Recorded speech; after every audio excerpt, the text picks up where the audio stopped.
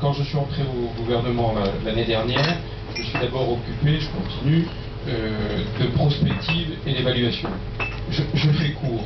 Prospective et évaluation, c'est une inspiration que Nicolas Sarkozy et François Fillon ont trouvée en campagne électorale lorsqu'ils étaient allés regarder comment Tony Blair, pardon messieurs, parce que je leur ai dit il y a un instant que vendredi après-midi j'étais allé rencontrer Tony Blair pour quelque chose dont je vous parlerai après. N'y voyez pas une obsession, mais c'est le hasard.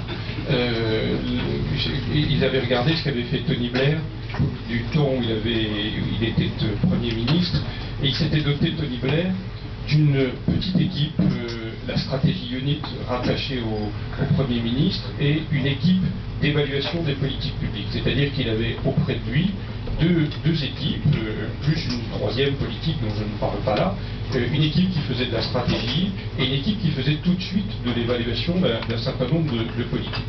Et Blair avait particulièrement utilisé cela parce qu'à l'époque il avait un ami proche et peut-être partiellement concurrent, Gordon Brown, qui lui était chancelier de l'Échiquier, donc qui tenait le Bercy local, si je peux dire. Et donc le Premier ministre avait besoin de cela.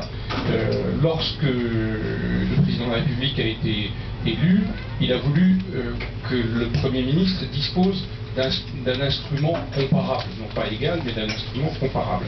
Qu'est-ce qu'on a fait? On a réutilisé le centre d'analyse